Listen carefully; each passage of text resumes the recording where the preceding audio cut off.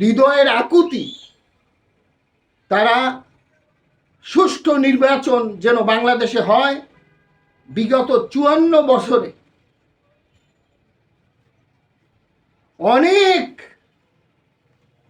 শাসকের পরিবর্তন হয়েছে, অনেক নীতির পরিবর্তন হয়েছে, কিন্তু ভাগ্যের কোনো পরিবর্তন হয়নি।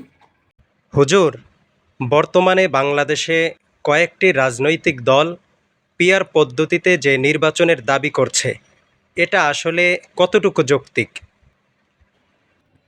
এটা যৌক্তিক এই দাবি। সারা দুনিয়ায়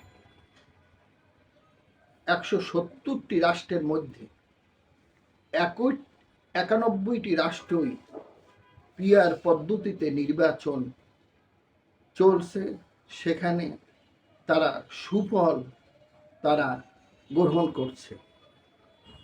বাংলাদেশের প্রেক্ষাপটে পিআর পদ্ধতির নির্বাচন ইসলামী আন্দোলন বাংলাদেশ 2008 সন থেকে এই দাবি তুলে আসছে। এর যৌক্তিকতা আছে।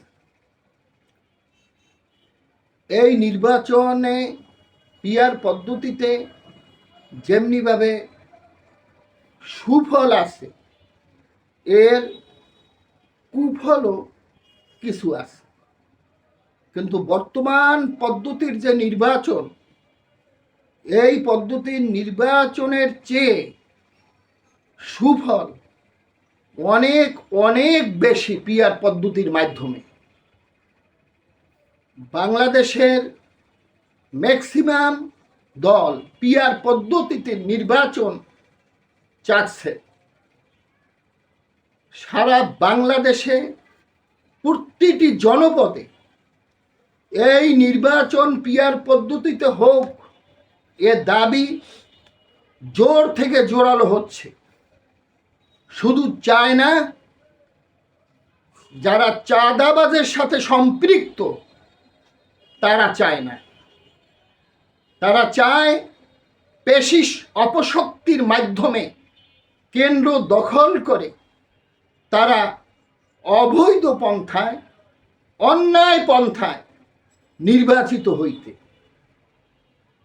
যারা চাঁদাবাজি দল হিসেবে ইতিমধ্যে জনগণের মুখে মুখে প্রচারিত হচ্ছে, বাংলাদেশের প্রত্যেক মানুষের কর্ণকুহরে যাচ্ছে যে চাঁদাবাজ যেন ক্ষমতায় না আসে।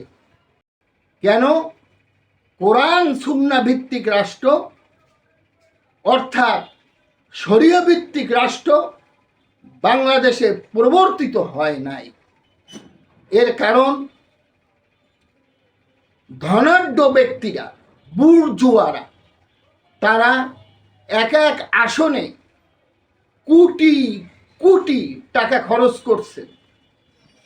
বর্তমানে এক জরিপে দেখা গেছে যে 20 কোটি টাকা খরচ করতে পারলেই সেই এমপি হবে। তো 20 কোটি টাকা যার নেই, অথচ তার মধ্যে সেই যোগ্যতা প্রজ্ঞা আল্লাহ পাক দান করেছেন, কিন্তু সে গণমানুষের কথা পার্লামেন্টে তুলে ধরবেন কিভাবে, সেই পথটি চিরতরে বন্ধ হয়ে গেছে এই বর্তমান পদ্ধতির মাধ্যমে। আমরা পিআর পদ্ধতির মাধ্যমে যারা সুসংহত হয়েছেন, সুসংগঠিত হয়েছেন, তাদের কাছে আমার আকুল আবেদন, যাতে তারা বাংলাদেশের প্রতিটি মহল্লায় মহল্লায়, প্রতিটি জনপদে এই আন্দোলন আপনারা ছড়িয়ে দিন। আমরা পিআর পদ্ধতিতে নির্বাচন চাই। আর বর্তমান সরকারের কাছে দাবি হচ্ছে, যেহেতু জনগণের সরকার, বর্তমান সরকার, আপনারা প্রয়োজনে গণভোট দিয়ে আপনারা পিআর পদ্ধতি বাস্তবায়ন করুন। এই বাংলাদেশে আপনার নাম, ডক্টর ইউনূসের নাম স্বর্ণাক্ষরে, হীরার অক্ষরে লেখা থাকবে। এই শুধু বাংলাদেশ নয়, সারা পৃথিবীর ইতিহাসে।